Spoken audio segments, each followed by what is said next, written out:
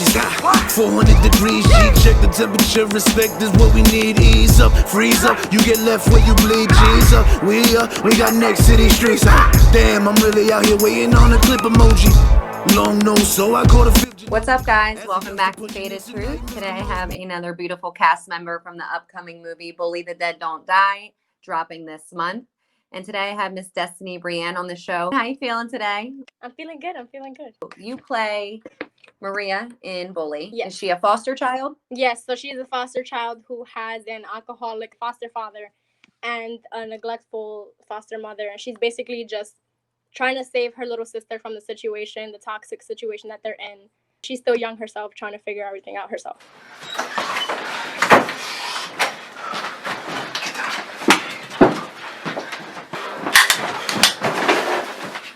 Be quiet.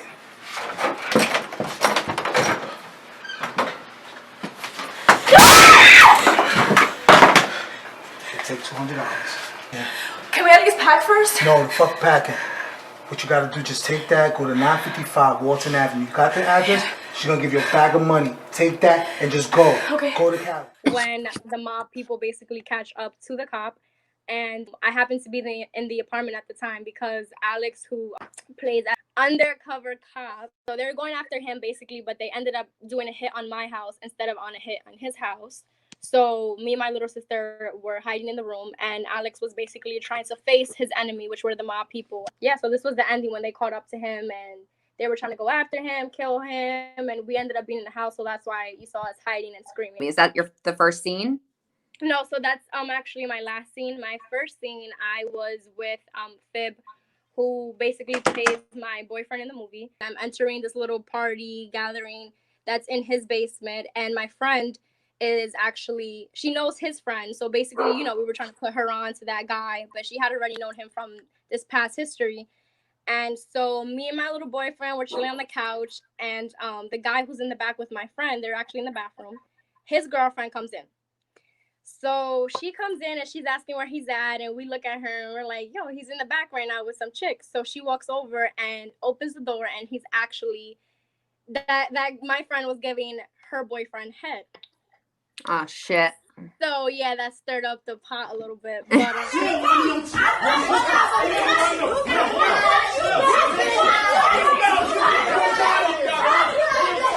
What do you think is the biggest character difference between Destiny and Maria? So I would honestly say, like, the whole independence thing, because, like, don't get me wrong, Maria was a strong, independent character trying to save her sister. But I feel like in times of desperation, there's definitely more things to do than just sit around and wait for an opportunity to leave. Instead of me waiting like Maria did, I would have went for it. I would have took that opportunity to leave with my sister, as opposed to just sitting around waiting for the perfect timing. What is the hardest part, did you think, about getting into that role? I've done theater before. I've done plays. So getting into characters wasn't much of an issue for me. The only thing I would say was, like, adjusting to the other characters and, like, trying to feel the emotion of Maria, as well as trying to understand the emotion of the other characters, so that when we perform in unison, it will look real. You know what I'm saying? Right. How long did you get to practice before you actually knew you were doing the role? I know Alex likes to be last minute with his shit sometimes. Yeah. So.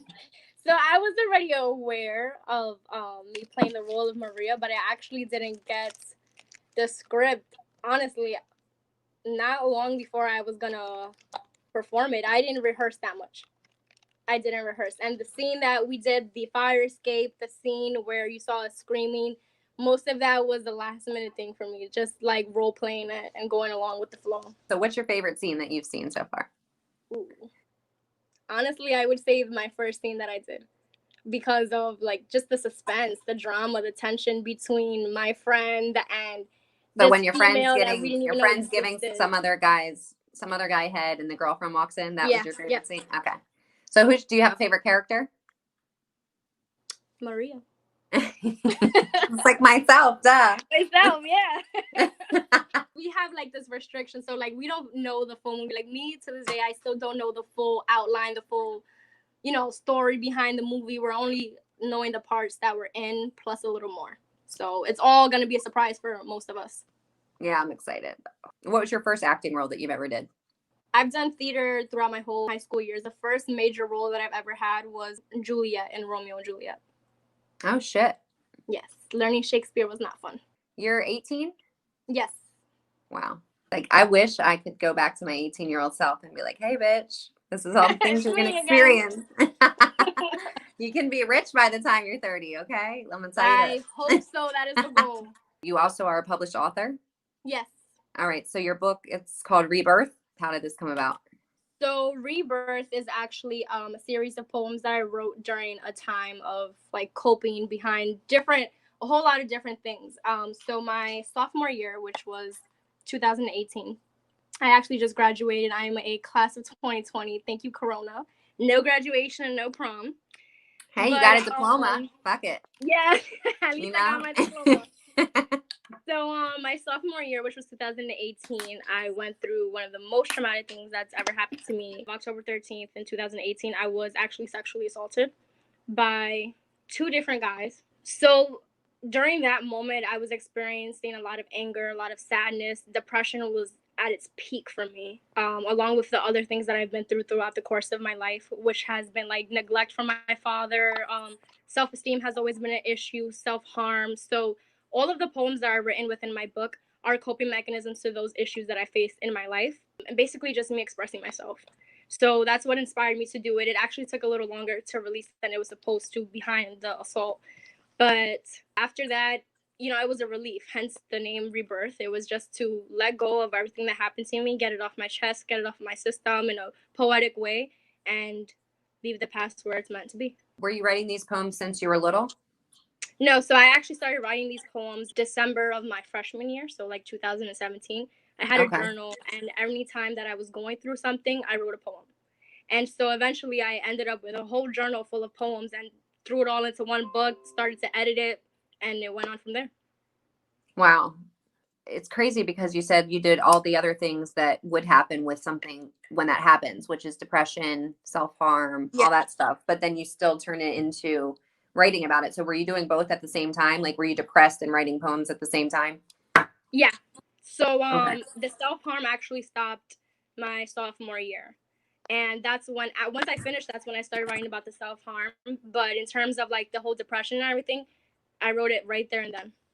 Exactly how I was feeling. And when I do express myself, I don't express myself with simple words. I'm very articulate, intellect. I like to make everything sound beautiful even when it's not.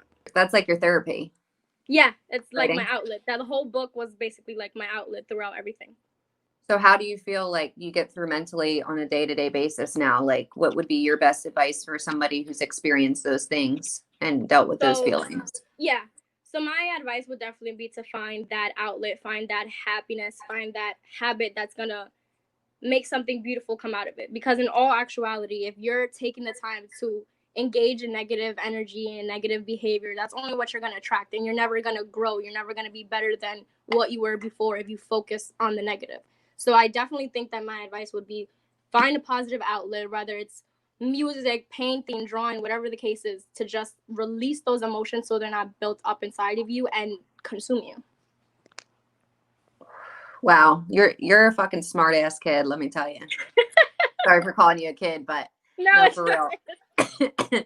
Most kids at 18 don't act like that. You're very mature. You definitely have a good head on your shoulders, and the fact that you've already determined what you need to do to heal at that young of an age that quickly is like insane. So kudos to you, because I didn't even start thinking about healing until this year. So, and I'm 30. Oh, wow. So you don't want to carry that baggage with you, because it follows you, like through your 20s, through it, you get into either abusive or negative relationships because that's what you're used to. You know what I mean? And that's just like a pattern. So you have to break that cycle. How did you publish this? You said you edited it, and then how did it get out? Vocab was good and all that stuff. And then it was submitted through Amazon. So that's where it's available for purchase right now only. It's only through Amazon. And I found out about this actually through Alex. So back in, again, my sophomore year, when Alex and I had first met, I told him about, my writing passion. I read him a few of my poems, a few of my writings, and he loved it. He thought it was great. He actually is the reason why it got published to begin with, because he introduced to me, you know, the whole website, the software to release it all on, and he was a really good help when it came to this whole book release. Really good help. So do you have any upcoming things that you're writing now? Yes, so I'm actually working on 2 books. So the first one is going to be called Family Tree, which is basically going to have chapters based off of people in my life. So for example, chapter 1 based off my mom, chapter 2 based off, let's say, my grandmother, for example. And the reason why I'm doing this is because Rebirth is about me, my issues, what I was going through, how I overcame it.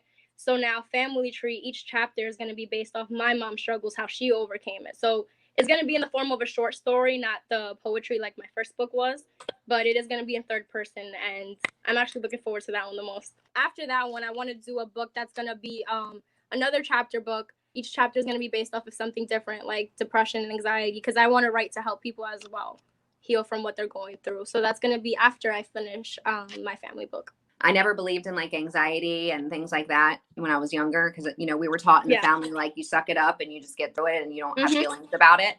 So now, like, I have a couple of friends with anxiety and I'm like, just relax, just chill. They're like, I can't. I'm like, take your fucking Xanax then. What do you got to do? You know? I don't know how to deal with it, you know? So I'm learning now, because I'm trying to be learning more about everybody's like problems, you know, because I used to only care about myself. And now I'm like, I care about what other people are going through and I want to learn about it. Do you have a special ritual before you get on stage to act at all? Honestly, just don't think about it.